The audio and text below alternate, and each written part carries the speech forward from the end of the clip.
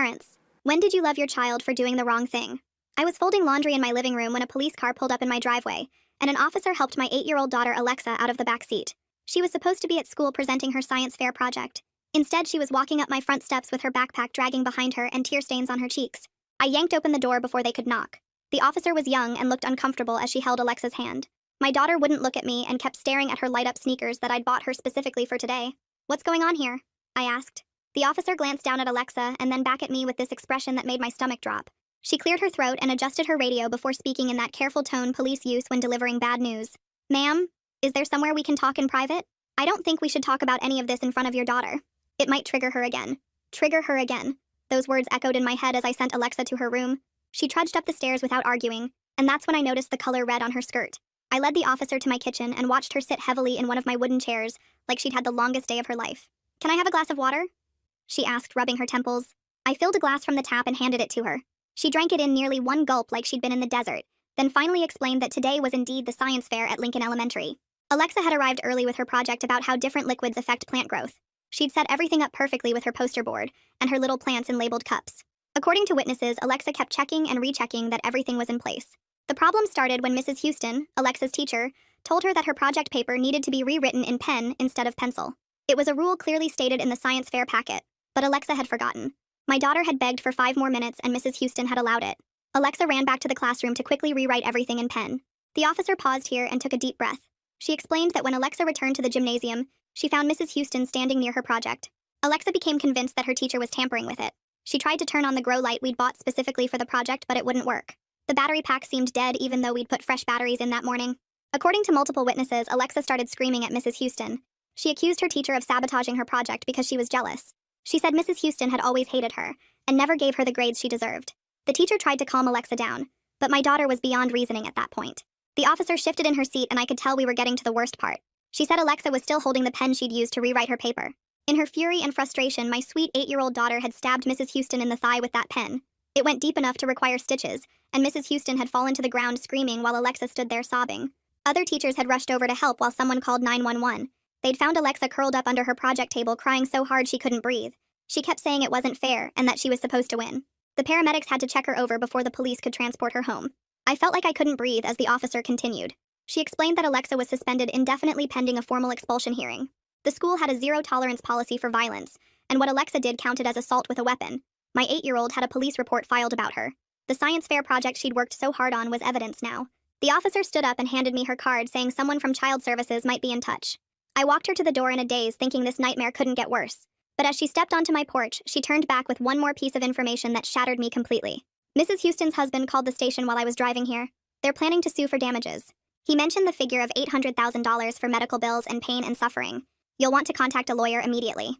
I watched the police car back out of my driveway and stood there holding the door handle for what felt like forever. My legs wouldn't move even though I knew I needed to check on Alexa. The officer's words kept repeating in my head about the lawsuit and Mrs. Houston's husband. $800,000 was more than our house was worth. I finally forced myself to turn around and climb the stairs to Alexa's room. She was curled up in a ball on her pink bedspread with her backpack still on her shoulders. The red stain on her skirt looked darker now against the white fabric. I sat on the edge of her bed and tried to help her take off the backpack, but she pulled away from me. When I reached for the skirt, she started screaming like I was hurting her. I backed out of her room and closed the door behind me. My hands were shaking so bad I dropped my phone twice trying to call my husband. His work number went straight to voicemail the first time. The second call just rang and rang while I paced the hallway. On the third try, his assistant answered and said he was in a meeting. I told her it was an emergency about our daughter and she put me through. My husband's voice sounded confused when he picked up, but I could barely get the words out. I kept starting sentences and stopping because nothing made sense. Finally, I just said Alexa hurt her teacher and the police brought her home. He said he was leaving right now and would be home in an hour. My phone started buzzing with text messages as soon as I hung up. 3 different moms from Alexa's class were asking if everything was okay. One of them sent a video someone took at the science fair. I clicked on it and saw my daughter's face twisted up with anger as she screamed at Mrs. Houston. The video was shaky, but you could see Alexa holding something in her hand. I turned it off before the bad part happened. More texts kept coming in asking what happened and if the rumors were true. I put my phone on silent and walked through the house looking for anything sharp. The kitchen scissors went in a grocery bag along with all the steak knives. I grabbed the letter opener from the desk and the sewing kit from the closet. Even the pencils seemed dangerous now, so I threw those in too. The garage had a storage cabinet with a padlock that we used for paint and chemicals. I shoved everything inside and locked it up tight. My husband's car pulled into the driveway 45 minutes later, and he ran inside still wearing his work badge. We went upstairs together to try talking to Alexa, but she wouldn't look at us. She kept saying Mrs. Houston broke her grow light on purpose to make her lose. We tried explaining that batteries die sometimes, but she wouldn't listen. She said Mrs. Houston always hated her and gave her bad grades. Her voice got louder and louder until she was yelling again. My husband and I went back downstairs and I called our pediatrician's office. The receptionist could tell something was wrong from my voice and transferred me right away. The on-call nurse listened while I explained what happened at the school. She said Alexa needed a psychiatric evaluation today, not tomorrow. She gave me 3 phone numbers for crisis centers that took our insurance. While my husband stayed with Alexa, I found the science fair packet in the kitchen drawer. We'd gotten it 6 weeks ago with all the rules and deadlines. Page 2 had a whole section about presentation requirements highlighted in yellow marker. Right there in bold letters it said all written work must be in pen, not pencil. I should have checked her project that morning before school. I should have made sure she had everything right. I opened my laptop and searched for lawyers who handle juvenile cases. Rania Howell's website came up first with good reviews and a phone number. Her assistant answered on the second ring and I explained our situation. She said Rania could do a phone consultation at 4 o'clock today. I spent the next 20 minutes writing down everything I could remember. What time the police came and what the officer said and what Alexa was wearing. Around 2 in the afternoon, Alexa finally cried herself to sleep on her bed. I carefully pulled off her skirt while she was sleeping and put it in a plastic bag. The blood spot was smaller than I expected, but it still made me feel sick. I didn't know if I should wash it or keep it for evidence. At exactly 4 o'clock, my phone rang, and Rania Howell introduced herself. She had a calm voice that made me feel less panicked. She explained the difference between criminal charges and civil lawsuits. She said the school might press charges for assault with a weapon. The family could also sue us for medical bills and pain and suffering. She told me not to let Alexa talk to anyone about what happened. We needed to delete all our social media accounts right away. I should call our homeowner's insurance company before they close today. She said they might cover some of the lawsuit, but maybe not all of it. The call lasted 30 minutes and she gave me a list of things to do. I hung up feeling scared, but at least I had a plan now. I opened my laptop and typed an email to the principal asking for a meeting about Alexa's situation. The auto reply came back right away with corporate language about student safety and district protocols. My husband started making dinner while I helped Alexa wash her face and change into pajamas. She wouldn't eat anything and kept asking if the police were coming back to take her away. We sat with her until she finally fell asleep around 9, then stayed up talking about lawyers and money and what would happen next. At 7 the next morning, someone knocked hard on our front door. A man in a button-down shirt and khakis stood on our porch holding a clipboard and badge. He introduced himself as Allie Finch from Child Protective Services and said he needed to assess our home and interview us separately. I let him in while my husband went to check on Alexa, who was still sleeping. Allie walked through every room taking notes about locks on cabinets and whether we had smoke detectors. He asked about our discipline methods and if we'd ever hit Alexa or used physical punishment. He wanted to know about any mental health issues in our family and whether we kept weapons in the house. After looking through Alexa's room, he sat us down at the kitchen table and explained we'd need a safety plan. We had to agree to constant supervision of Alexa and show proof she was getting therapy. I signed whatever papers he gave me without really reading them. While Allie was still there, I called around trying to find a child psychologist who could see Alexa soon. The third office I tried had a cancellation tomorrow afternoon with Omar Rivas, who specialized in behavioral crises. The receptionist asked me to write down Alexa's whole developmental history before we came. I spent the rest of the day making phone calls and filling out forms while my husband stayed home from work to watch Alexa. She mostly stayed in her room coloring the same picture over and over, pressing so hard the crayons broke. Around 3 o'clock, the mail carrier knocked and handed me a certified letter from the school district. The formal suspension notice said Alexa couldn't return to any district property during the investigation. The expulsion hearing was scheduled for 3 weeks from now. I put the letter in my growing pile of terrible paperwork and went to check on Alexa again. She was sitting on her floor sorting her stuffed animals by size in perfect rows. The doorbell rang around 4, and Alexa started screaming that they were coming to take her away. She grabbed onto my leg so hard her fingernails dug into my skin through my jeans. I held her while she thrashed and cried, then remembered what Rania said about keeping a behavior log. I grabbed a notebook and started writing down everything. The time, what triggered her, how long it lasted, what helped calm her down. That evening after Alexa was in bed, I remembered the grow light from her science project. I pulled the battery pack from her backpack and put the batteries in our TV remote. They worked perfectly, which made my stomach feel weird. I pushed the thought away because it didn't matter what really happened at the school now. The principal finally called back 2 days later while I was writing Alexa's developmental history. Her voice was cold, and she kept saying things like following protocol and district guidelines. She scheduled a meeting for next week and mentioned that Letitia Cameron from the district office would be there too.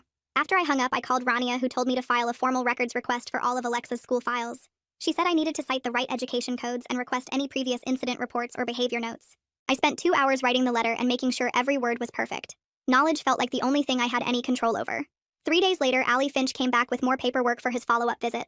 The safety plan was 6 pages long with requirements about securing potential weapons and maintaining supervision. We had to show proof of therapy attendance and follow all the rules, or they could remove Alexa from our home. The requirements felt like too much, but I knew we had to follow them. The psychology appointment finally came, and I drove Alexa to Omar Rivas's office downtown. She wouldn't get out of the car at first, and I had to carry her inside. Omar was younger than I expected, with a calm voice that seemed to help Alexa relax. He let her play with toys while he watched and took notes about how she lined them up in patterns.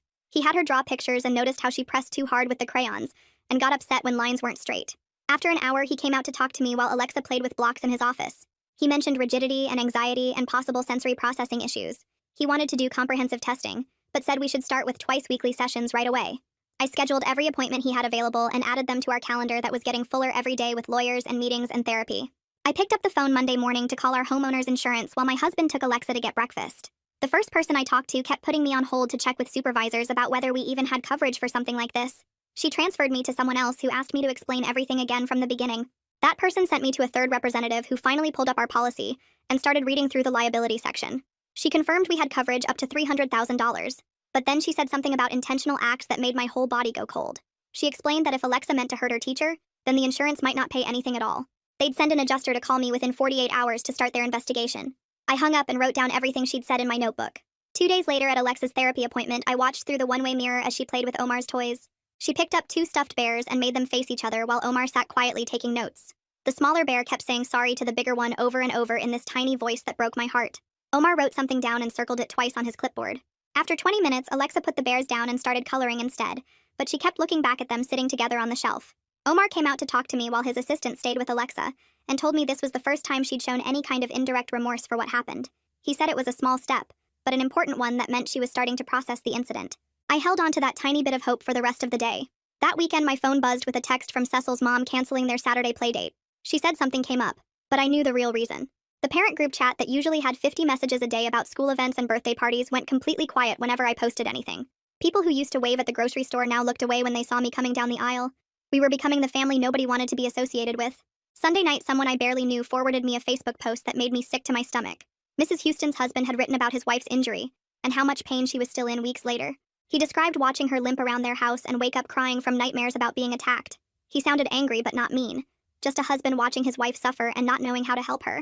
I read it 3 times, feeling both defensive about my daughter and genuinely sorry for what their family was going through. I couldn't sleep that night, so I went to the basement and pulled out all of Alexa's old school projects from kindergarten and 1st grade. I spread them across the floor and really looked at them for the first time. Her handwriting was perfect in a way that wasn't normal for a 6-year-old. Every letter was exactly the same height, and the lines were so straight they looked traced. I found one assignment she'd done about her favorite animal, and there were eraser marks everywhere from her fixing tiny imperfections. At the bottom of the pile, I found 7 copies of the same book report from 1st grade. She'd rewritten the entire thing 7 times because she didn't like how one letter looked. The signs of her perfectionism and anxiety had been there all along, but I just thought she was dedicated to doing good work. Rania called Tuesday afternoon while I was making lunch, and her voice told me it was bad news before she even said the words. The official demand letter had arrived at her office requesting $800,000 in damages. She read parts of it to me over the phone, listing Mrs. Houston's medical bills, the wages she'd lost from missing work, ongoing therapy costs, and compensation for pain and suffering. Rania said she'd start preparing our response, but warned me this was just the beginning of a long legal process. I sat at my kitchen table after we hung up, trying not to think about losing our house. The next morning, I got an email from someone named Tamara Shields at our insurance company. She'd been assigned as our adjuster and attached a reservation of rights letter that was 6 pages of legal language. The basic message was, they'd defend us for now, but if the investigation showed Alexa's act was intentional, they might not pay any claims. She scheduled a phone interview for Friday and said she'd need to record my statement about what happened. It wasn't the full support I'd hoped for, but at least they weren't dropping us completely. Thursday's therapy session focused on teaching Alexa ways to handle frustration without exploding. Omar showed her how to take deep breaths by pretending to blow up a balloon slowly. He gave her a stress ball shaped like a star and taught her to squeeze it while counting to 10. They practiced together with Omar pretending to be frustrated about something and showing Alexa how to use the techniques. We took the stress ball home and practiced every night before bed. I found myself using the breathing exercises too, when I felt overwhelmed by everything happening. The house felt calmer with these new routines, even though the bigger problems hadn't gone away. Saturday afternoon, I had to drive past Lincoln Elementary to get to the pharmacy, and didn't think to take a different route. As soon as Alexa saw the school building, she started screaming and gasping for air. I pulled into a parking lot and climbed into the back seat to help her breathe through the panic attack.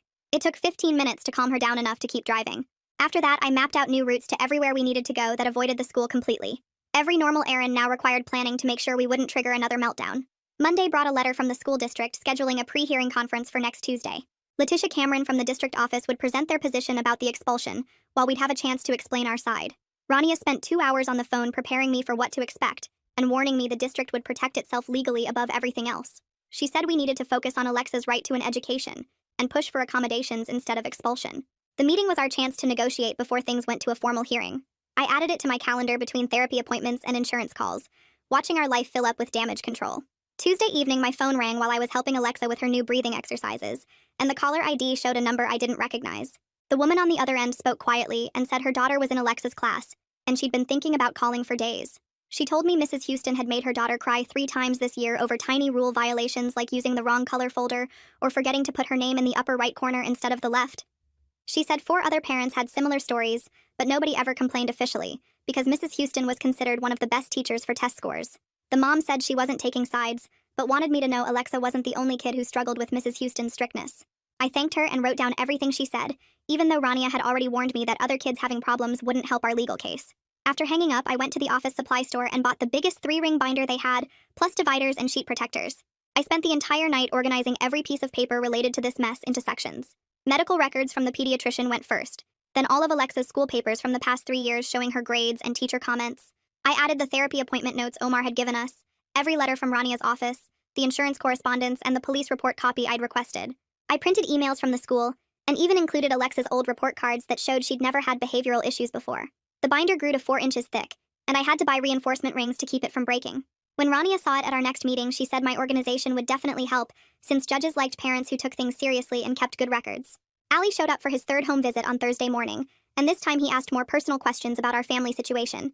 He wanted to know who could help us if there was an emergency, and I had to admit we didn't have much backup. My parents lived in Florida, and my husband's family was in California. Most of our friends had kids at Lincoln Elementary, and they'd been keeping their distance since the incident.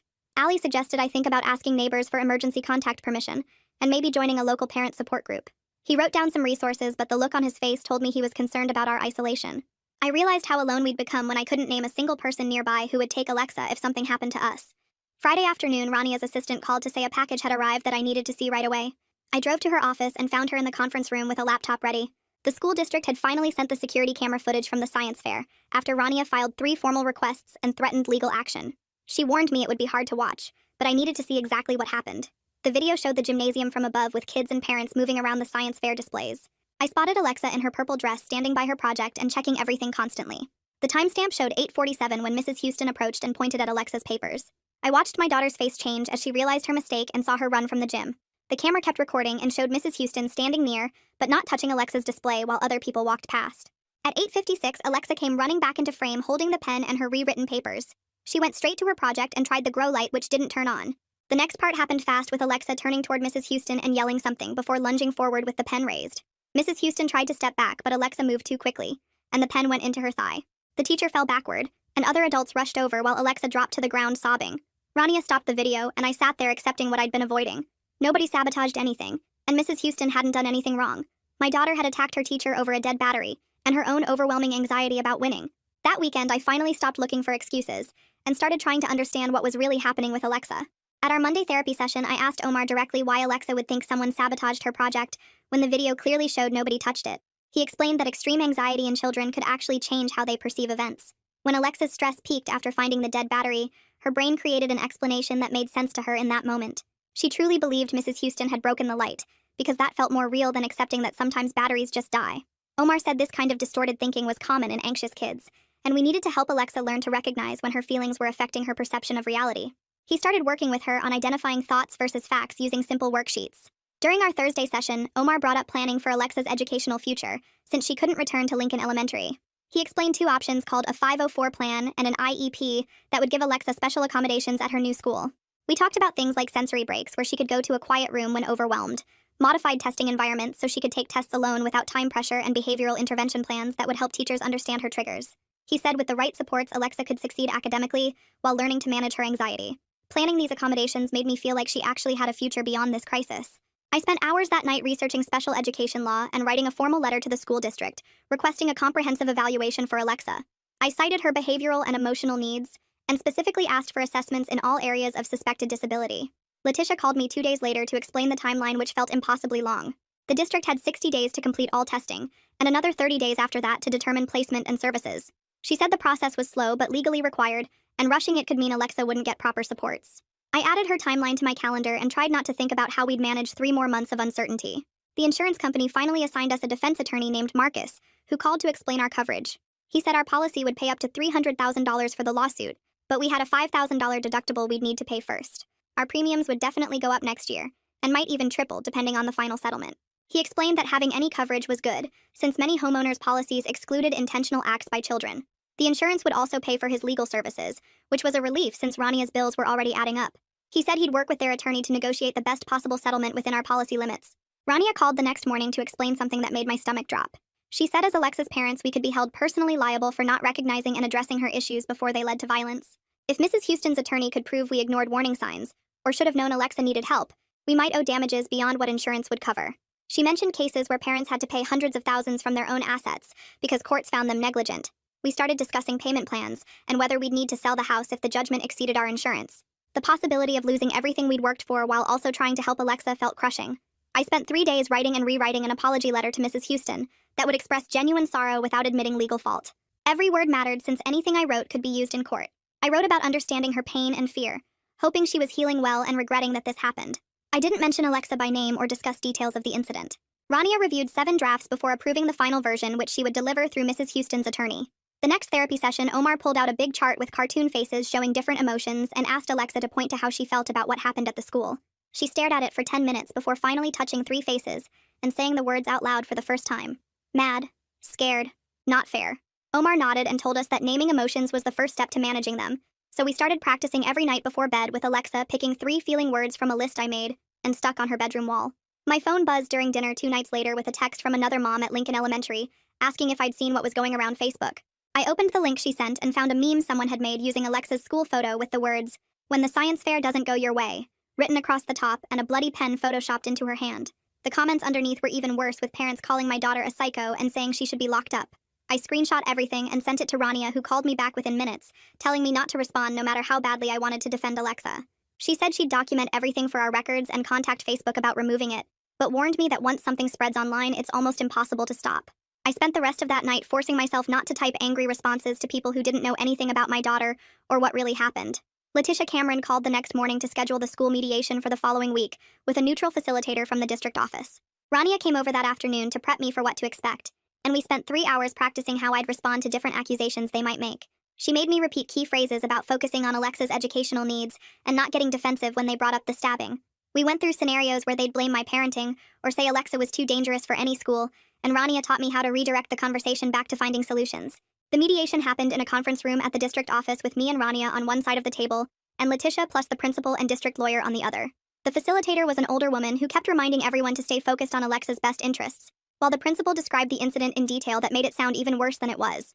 After 4 hours of back and forth, we finally reached an agreement where Alexa would stay suspended for the rest of the semester, but wouldn't be expelled. She'd transfer to Riverside Elementary across town, continue mandatory counseling, and follow a strict behavior plan. I signed the papers, feeling both relieved that she could stay in the school and sad that she'd never go back to Lincoln, where she'd been since kindergarten. 3 days later, we had our first civil settlement conference at Rania's office with Mrs. Houston's lawyer on speakerphone. Our insurance company's lawyer offered $50,000 to settle everything, but Mrs. Houston's attorney laughed and said they wanted the full $300,000 policy limit, plus another $200,000 from us personally. Rania muted the phone and warned me this could drag on for months with depositions and court dates and mounting legal bills. The conference ended with no agreement, and another meeting scheduled for next month. Allie Finch showed up for what he said would be his final home visit the following Tuesday. He walked through the house, checking that we still had all the safety measures in place, and reviewed Alexa's therapy attendance records. After an hour of questions, he smiled and said he was closing our case with no finding of neglect or abuse. He recommended we keep up with therapy and praised how cooperative we'd been through the whole investigation. I managed to hold it together until I got to my car in the driveway, where I sobbed for 20 minutes from pure relief. Omar had been doing comprehensive testing with Alexa for weeks, and finally had results to share at our next appointment. He explained that Alexa had severe anxiety disorder with sensory processing issues and showed several traits consistent with autism spectrum disorder, though she was high functioning. Everything suddenly made more sense, like why she'd always needed her socks to feel exactly right, or why she'd have meltdowns when plans changed. Omar created a detailed treatment plan that included continued therapy twice a week, possible medication once we consulted with a psychiatrist, and specific accommodations she'd need at her new school. Having an actual diagnosis instead of just calling her difficult felt like we could finally move forward with real help. Alexa's first day at Riverside Elementary was set for Monday with a modified schedule where she'd only attend mornings at first. The counselor, Mrs. Park, met with us the Friday before to show us the quiet room where Alexa could go when she felt overwhelmed, and explained how she'd check in with Alexa every day before lunch. We practiced the route from the parking lot to her new classroom and met her teacher, who seemed genuinely kind and already knew about Alexa's needs from the behavior plan. Monday morning, Alexa clung to my hand in the parking lot, but let Mrs. Park walk her inside, and I spent the next 3 hours sitting in my car in case the school called. When I picked her up at noon, she wasn't crying and said one girl had shared her crackers at snack time, which felt like a massive victory. The legal bills were piling up faster than I could track them, with Rania charging $300 an hour, and Omar's testing costing thousands, even with insurance covering part. I set up payment plans with everyone and cut every expense I could think of, including canceling cable and switching to generic groceries. My husband started taking weekend shifts at the warehouse while I spent hours researching assistance programs for families with special needs kids, but most had wait lists years long. That's when our next-door neighbor knocked on our door holding a casserole and quietly offered to watch Alexa after school on Wednesdays, so I could work part-time somewhere. She said she'd noticed we were going through something hard and wanted to help without making a big deal about it. I started crying right there on my porch because that small kindness meant we might actually make it through this without losing the house. The insurance defense lawyer called 3 days later with papers for me to sign and told me he'd filed motions to limit damages since Mrs. Houston had returned to work after only 2 weeks off. He spent 40 minutes walking me through legal terms I barely understood while I took notes on the back of an old grocery list. The motions wouldn't stop the lawsuit but might keep the final number lower, and he seemed confident we'd stay within policy limits, though nothing was guaranteed. I hung up and immediately drove to Omar's office, where Alexa was working on something at his art table with markers spread everywhere. She'd drawn a picture of flowers with the words, "I'm sorry," written in purple crayon underneath, and Omar explained she wanted to make an apology card for Mrs. Houston. We spent the next hour helping her write simple sentences about feeling bad for hurting someone, while Omar guided her through understanding that saying sorry didn't make everything okay, but was still important. The card went into an envelope that Rania would send through the lawyers since direct contact wasn't allowed. 2 weeks later, the school district called with their evaluation results, and I sat in a conference room while 3 specialists explained that Alexa qualified for special education services under the emotional disturbance category. They showed me test scores and behavior charts and observation notes that painted a picture of a kid who needed way more support than regular classroom teachers could provide. Her new 504 plan included 15-minute sensory breaks every 2 hours, extended time on all assignments, preferential seating away from distractions, and a detailed behavior intervention plan with specific de-escalation strategies. The paperwork took 2 hours to complete, and I signed my name 27 times on different forms. Progress at Riverside Elementary stayed slow with Alexa, still only attending mornings, but she'd stopped having meltdowns during transitions and could sit through circle time without fidgeting constantly. The aide assigned to her kept a daily log that I reviewed every afternoon, tracking triggers and successful interventions and patterns we were starting to recognize. 3 months of legal back and forth finally ended when both insurance companies agreed to mediation, and our lawyer called with a settlement offer of $175,000. Medical bills would be covered completely. Mrs. Houston would get $60,000 for pain and suffering, and the rest would go to their lawyers' fees. Our insurance premiums would triple starting next year, but we wouldn't lose coverage, and more importantly, we'd keep the house. I signed the settlement papers at Rania's office while my husband sat next to me looking exhausted but relieved. Family therapy started the following week with all 3 of us in a small room learning to talk about feelings without yelling or shutting down. The therapist taught us morning routines that helped Alexa wake up calm, and evening routines that helped her wind down without screens. We practiced using feeling words and taking breaks when things got heated, and slowly the house started feeling less like a war zone. 4 months after that terrible science fair day, I was folding laundry in the living room again, and realized I wasn't jumping every time a car drove past. Alexa was upstairs doing homework with her aide, and hadn't had a major incident in 3 weeks. Mrs. Houston had healed completely, according to the final medical report our lawyer forwarded, and was back to teaching full-time. The financial stuff wasn't easy with payment plans for therapy and tripled insurance premiums, but we were managing with my part-time job and my husband's overtime. I'd learned to spot Alexa's warning signs now, like when she started picking at her fingernails, or her voice got that high, tight sound. We kept strict routines with breakfast at exactly 7:15, and homework starting at 4:30, and bedtime stories at 8 sharp, because predictability helped her stay regulated. The morning school routine now took 45 minutes instead of 15, with me walking Alexa all the way to her classroom where her aide was waiting. We'd review her calm-down strategies in the car, like counting to 10 and squeezing her stress ball and taking deep breaths. At the classroom door, I'd talk to the aide about how Alexa slept and what her mood was like at breakfast, and any concerns I had about the day. Then came the careful handoff where the aide would engage Alexa in conversation about something she liked while I said goodbye, and left without dragging it out. Both of us still felt anxious every single morning, but we were functioning and moving forward with all these support systems keeping us stable. The psychiatrist had started Alexa on anxiety medication that seemed to take the sharpest edges off her reactions, and Omar continued seeing her twice a week for therapy. The principal at Riverside checked in monthly to review Alexa's progress and adjust her plan as needed. Life definitely wasn't normal or easy, but it was manageable and getting slightly better each week. Well, that's gonna wrap it up for me today. Kinda makes you stop and think about things, huh? Appreciate you hanging out and wondering through it all with me. Subscribe for more content like this.